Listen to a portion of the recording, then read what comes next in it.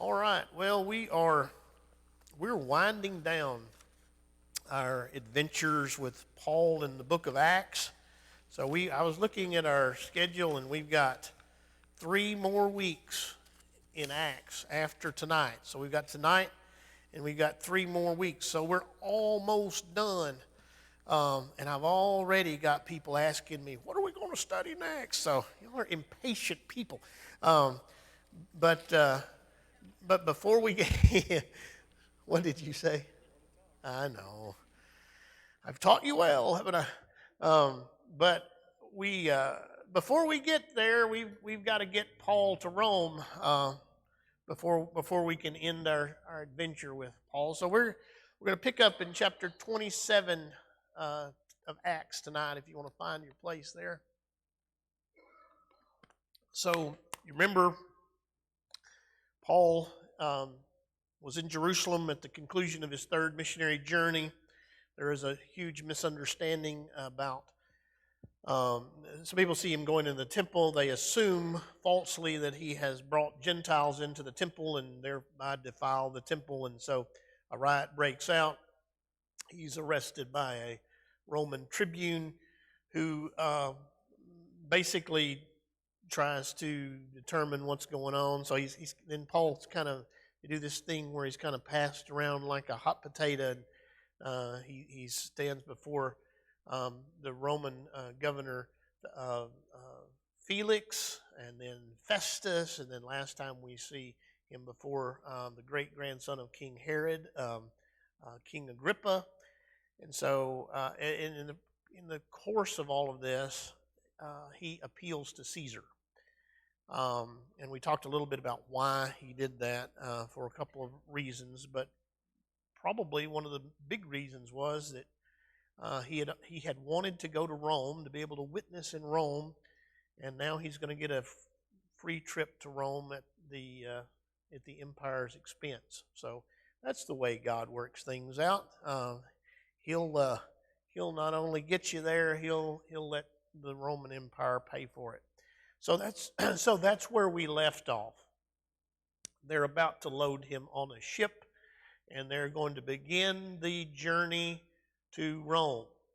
But if you think the adventure is over when he gets on the ship, it's just beginning. So let's take a look. Let's dig into this. I'm in verse 1 of chapter 27. When it was decided that we should sail to Italy, they delivered Paul and some other prisoners to one named Julius, a centurion of the Augustan regiment. So entering a ship of Adramyttium, we put to sea, meaning to sail along the coast of Asia. Aristarchus, I can't do that. Aristarchus, thank you. Aristarchus, a Macedonian of Thessalonica, was with us. And the next day we landed at Sidon, and Julius treated Paul kindly and gave him liberty to go to his friends and receive care. When we had put to sea from there, we sailed under the shelter of Cyprus because the winds were contrary. When we sailed over the sea, which is off Cilicia and Pamphylia, we came to Myra, a city of Lycia. There the centurion found an Alexandrian ship sailing to Italy, and he put us on board. When we had sailed slowly many days and arrived with difficulty off Cnidus, the wind not permitting us to proceed, we sailed under the shelter of Crete off Salmone. Passing it with difficulty, we came to a place called Fair Havens near the city of Lycia. Okay, I gave you a map of Paul's journey to Rome. So you might want to get that out and kind of trek along with Paul. It might help to kind of place where he's at. So one of the things that we notice right off is we get the little word "we." It was decided, verse 1, that we should sail to Italy. Then we see that again, verse 4, when we had put to sea from there. So what does that tell us? he wasn't alone, but particularly who was with him? Luke was with him, because we talked about how through a process of elimination, scholars had determined that Luke was the author of Acts, because they knew it had to be one of the traveling companions of Paul, and then kind of through process of elimination, the only one it could have been would be Luke. And the only reason they know that is because of the we passages like this that tell us that the author of this book was with Paul at certain times during his adventures. Now, that's significant because it means that not only is Paul being taken to Rome, but he's got companions going with him. He's got traveling companions going with him. So, for whatever reason, he wasn't excluded from having any company in travel with him. His friends could go with him, and this was a big deal. Yes, ma'am.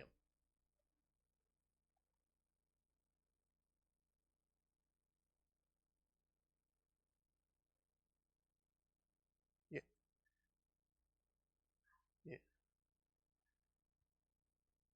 yeah. They had. Yeah, I mean, it was more than one soldier. It was a group of soldiers, apparently, because and they were guarding.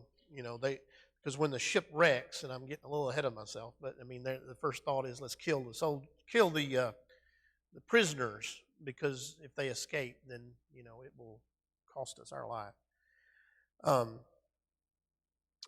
so so he's allowed to have friends. That's a big deal because you know the when you're going through difficult times, to have a friend is invaluable. The Lord has set my path through many difficult times, but I can honestly say that through all of those times, He never left me without a friend. I mean, I always had somebody that was there, to put an arm around my shoulder and say, "Hey, man, I'm praying for you." I mean, there was always a friend. So um, God didn't leave Paul without a friend here. He had somebody with him, encouraging him along the way. Now, if you look at the map, I want to do this again, and I want you to kind of trek with Paul.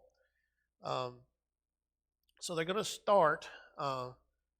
There's a ship from Adramyttium. Now, that's not on your map, but if you look at Asia Minor, you see on the western coast of Asia Minor the city of Troas. You see that? Okay, and then you see right kind of southeast of that, you see the city of Pergamum. See what I'm talking about? And then you see that little inlet of water kind of between there. Right in there, right in that little area is where this Adramyttium would be. Now that's where the ship was from. They're going to pick it up though in Caesarea. So entering a ship, we put to sea, meaning to sail along the coast of Asia, that is Asia Minor, and then he talks about who's with him. The next day we landed at Sidon, which you can see right there. We hear a lot in in Scripture about Tyre and Sidon. You can see them right there on the coast of what is Israel, as present day Israel, but you see that there. Then we put to sea from there, verse 4, sailed under the shelter of Cyprus, but because the winds were contrary. So you see Cyprus, the little island to the south of this Galatia area.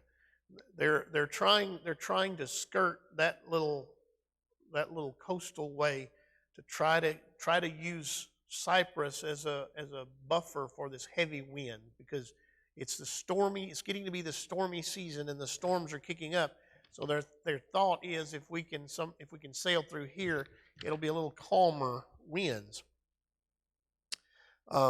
Verse 5, when we had sailed over the sea which is off Cilicia and Pamphylia, we came to Myra, a city of Lycia. So you can see that's off the coast there of Asia Minor. You can Just following your little map there. There, the centurion found an Alexandrian ship sailing to Italy, and he put us on board.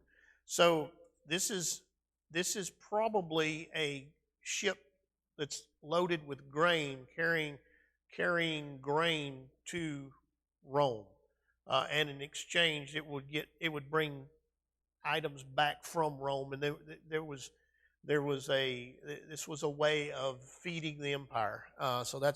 So Paul is probably being loaded on a huge grain ship that's headed to Rome. We sailed many days and arrived with difficulty off Cnidus, the wind not permitting us to proceed. And then we sailed under the shelter of Crete off Salome, and we came to a place called Fair Havens. And if you look at Crete, there you see on the south side of the island of Crete is the harbor town of Fair Havens. That's where he ends up. That's where Paul is going to say, hey, let's stay there, but he's going to get outvoted. A prisoner didn't carry much of a vote in that time, and so he's going to get outvoted. Now, why was he being sent to Rome? We've said this, but let's say it again. Why? Right, he had appealed to Caesar, and so where is Caesar? Caesar's in Rome, so he's headed to Rome. Now, how do you see God's hand of protection in Paul's situation here? I mean, it seems as though things are going really bad for Paul. He's been arrested. He's on a ship headed for Rome. He's about to be in a huge storm.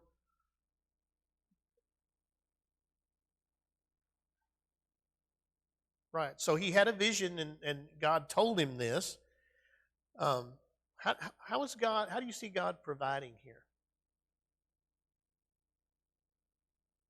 Luke was there. He had friends there. God wasn't leaving him alone. The Julius the centurion treated him kindly, and so and he has protection in the midst of these dangerous winds. Notice they started sailing to Rome. It was a bad idea to start. It was the wrong time of the year to be trying that. But they're trying to make one more time. Let's make one more trip, but they're being protected so far. Yes, we do, which actually gets to my next little question, but we'll go ahead and do it now. It was... Well, can we hold that question and then get it in the next one? Let's do that, because I don't want to like, if I answer part of the question, then I'll give the whole thing away. No, don't mess me up, boy. Let us catch it in the next point, and we will answer that. Now, the harbor of Fair Havens is located off the island of what? Crete. Okay. I don't have a lot of really great pictures of Crete, but I have a few. This isn't even my. Where are we on? I thought that was. No, it was a Santorini. Yeah, no. Which that was because that wasn't where Paul went. See, we were trying to go places Paul didn't go. That's why. Was rough. This is not my picture. This is one I just pulled off the internet because I didn't have a good picture of the harbor of Fair Havens. But that was it. That was Fair Havens. This is a picture of Crete. You can kind of see it's a hilly mountainous area. Now, one of the things about Crete is that it was the home to the Minoan civilization. If you may have heard about that from a world history class or something.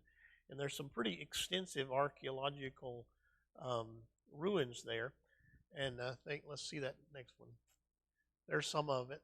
That's not near all of it, but that's some of the ruins of the Minoan civilization. And so this is where Paul is going to land. Okay, we can go back to our outline. But So Paul is going to land here on Crete. Paul has, in some of his letters, he has some things to say about the residents of Crete that aren't the kindest things, as far as their character and that sort of thing. But um, at this point, he's not necessarily there on a missionary journey. He's just there because that's where they land the ship to try to get away from these winds and waves. Paul says, okay, I'm glad we made it here. Maybe we should stay here. But Paul's wisdom is disregarded. Let's look on to verse 9.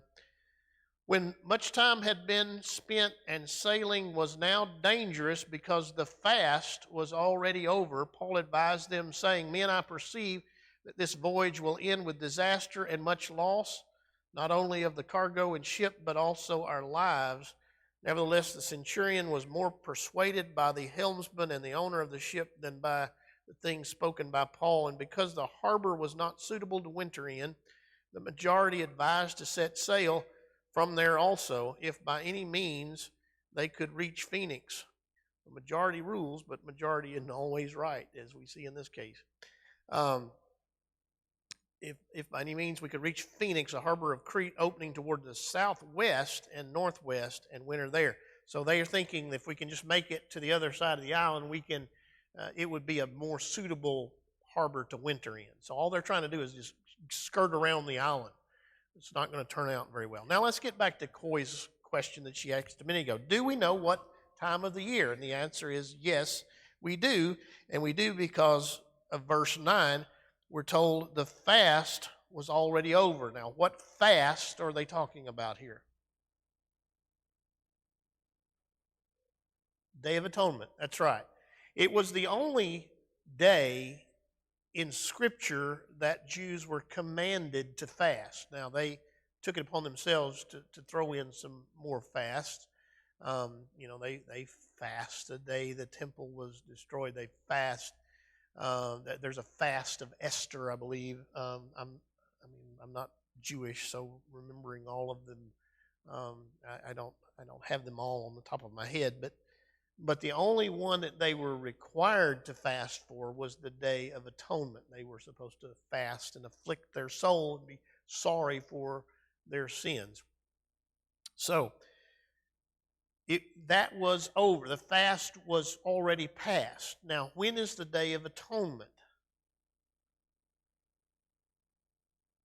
It's in the fall of the year, and so we're talking about late September or early October.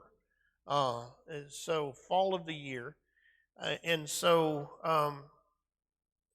we're talking about, Coy, that this would have taken place sometime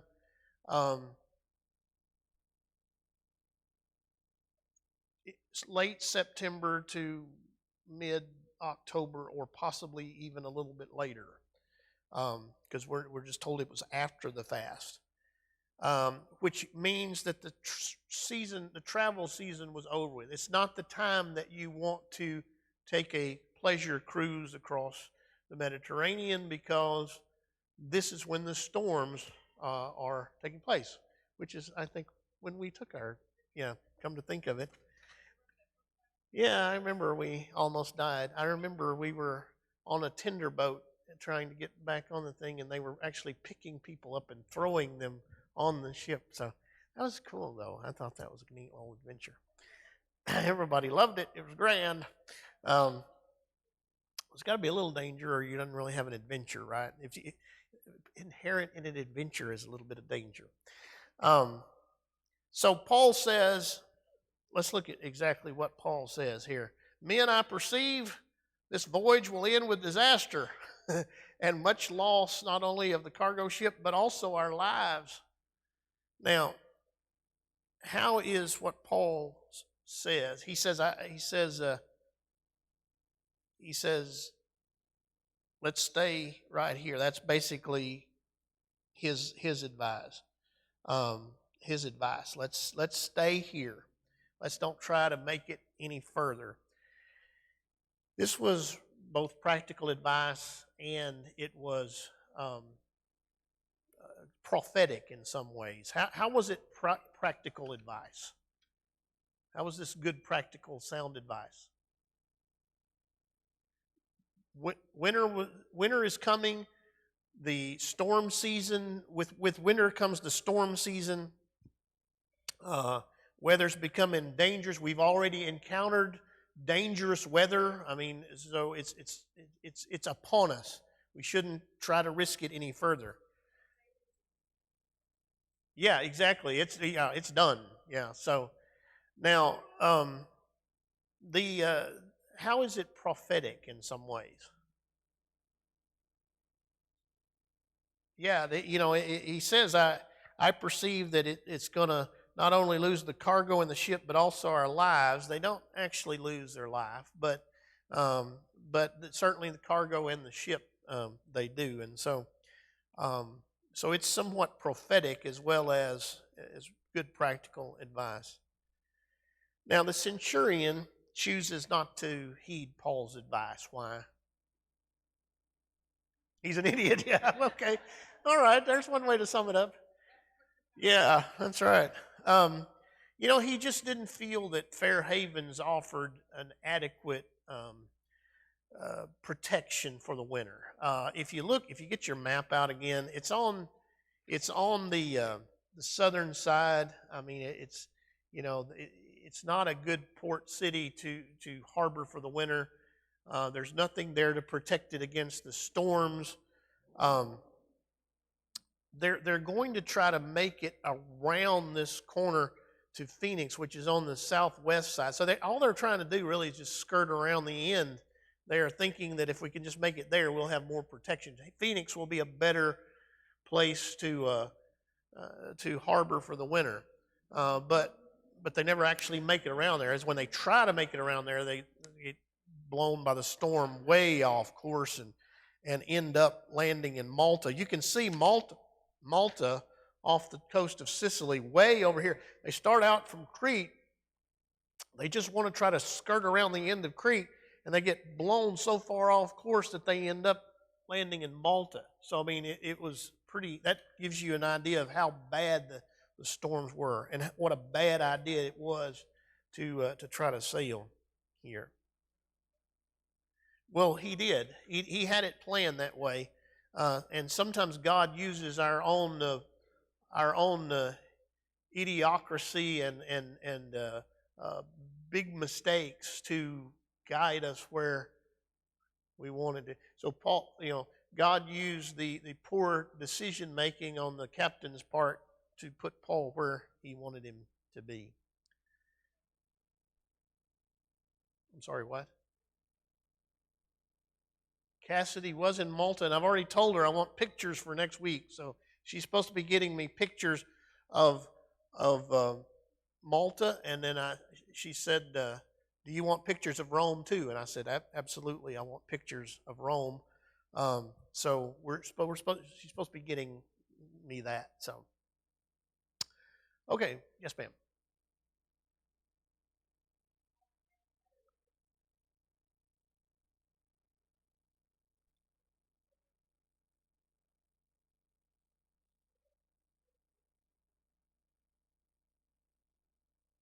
To house them, yeah.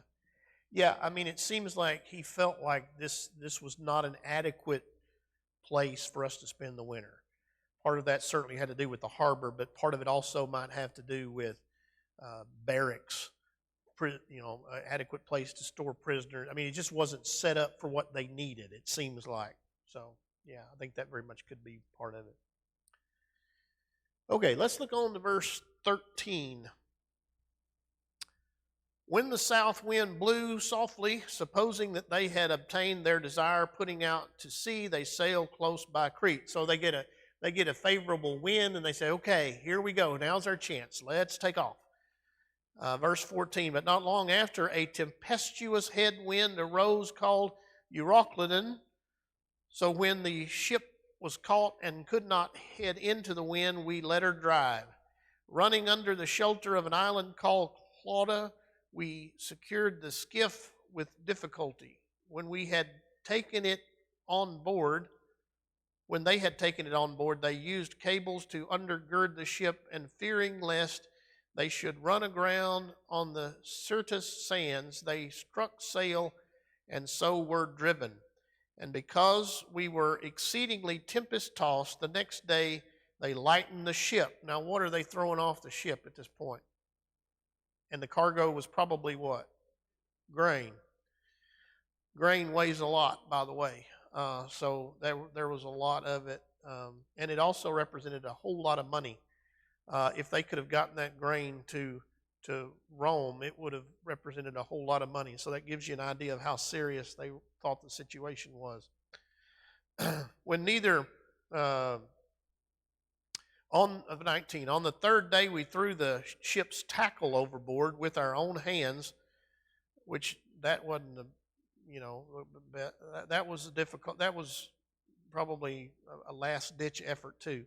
When neither sun nor stars appeared for many days and no small tempest beat on us, all hope that we would be saved was finally given up. So, man, that's about as bad as you can get it right there.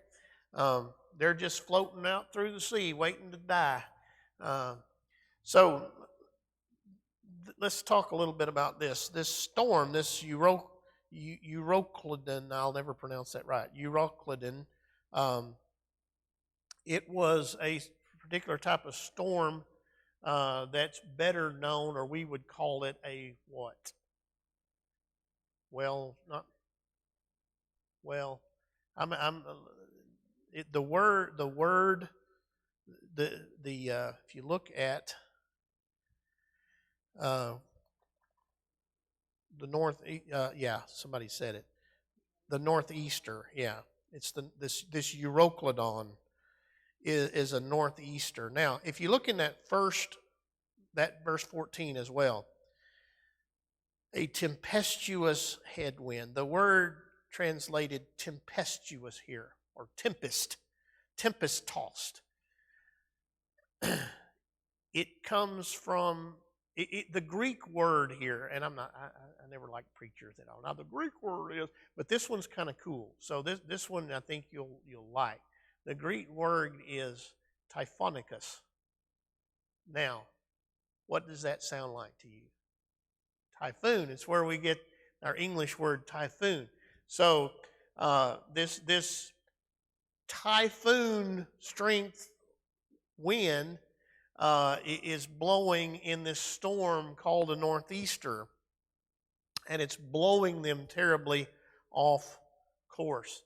They dump the cargo, they throw overboard the tackle of the ship, and they have for many days they've lost sight of the sun and the stars. Verse 20, neither sun nor stars appeared for many days, and the tempest beat on us. So they're being driven by this storm, and they have, for many days, they haven't seen the sun or the stars. Why is that a big deal? Yeah, they got no way to navigate. Because in those days, they didn't have GPS in those days. So the only way you can navigate is from the sun and the stars. And if you can't see the sun and the stars, you have no way of controlling. You don't know where you're going. They're being constantly driven, so they know they're being driven off course, but they don't know where off course. So they have no idea where they are. Yes? Were they close to land? They were trying to. That their idea was to just skirt around. Yeah. Oh, in those days, well, they would have stayed as close to land as they could have still to get where they wanted to go. So ancient people, it's not like it is now where people go and they take a pleasure cruise from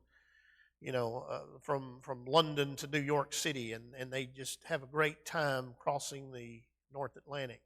In those days, people were afraid of water, particularly large bodies of water. It represented danger. They believed there was chaos in water. they they believed that certain like sea creatures, sea monsters, if you will. I mean, even in the Bible, I mean, there's scriptures about Leviathan, the great sea monster that would rise out of the sea, and so um, the water was not a place you wanted to be. You got there. It's kind of like the Katy Freeway in Houston. I mean, you go there if you have to get on it to go somewhere, but you get off of it as quickly as you can, and you don't do it for pleasure. That's for sure. And that's kind of the way the water was. I mean, if you have to get on the water to get somewhere, you do it, and you get it over with, and you get back home on dry ground. But you sure don't do it any more than you have to. So that was the idea there. So do you believe this storm was of divine origin? I got a yes and I got a no. And my answer is I don't really know. I mean, I think it very well. I think it was the time of year for storms, so it wasn't out of the ordinary for a storm to come. It wasn't like the storm of Jonah that was obviously something out of the ordinary. It was a normal time for storm. This was a normal storm that would have come. So in that sense, no. But is it orchestrated by God that ship would be there at this particular time to be driven to this particular place and all of this work into God's plan? I think yes. So it's kind of a yes and no. Kind of like God works in our lives. He takes what the world would look at and call ordinary situations, ordinary circumstances, but He uses them to guide our life in the way that He wants it to go. And so a whole lot of what is ordinary is in a believer's life extraordinary. A lot of things that the world would look at and say is coincidence is in fact used by God. God uses the coincidences in life to bring about an extraordinary thing. So that seems to be what He's doing here. Yes.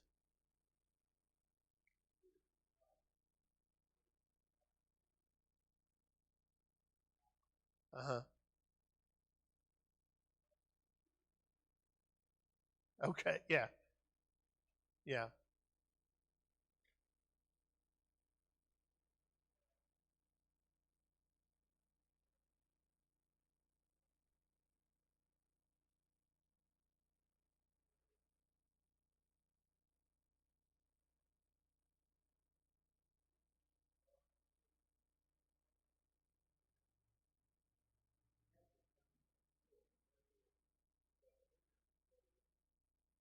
Right. Yeah.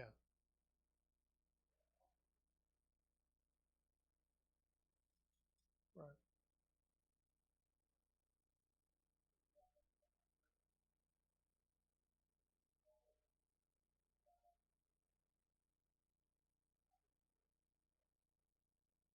Sure. Yeah. Yeah. Absolutely. Absolutely. Um, so, what lessons do we learn about from this story about God's provision and purposes as we face our own storms in life?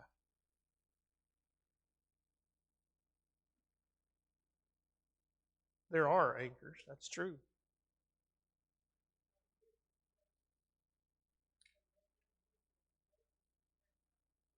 Sure. Sure.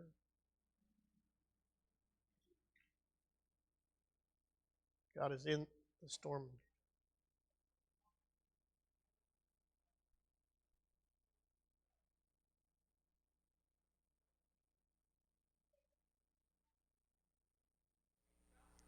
Sure.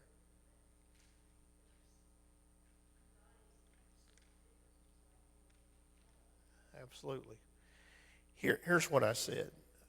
God is in control, and His purpose will be accomplished. But I also put this little note in there: don't tempt fate. There's a little bit, and I love what Steve said.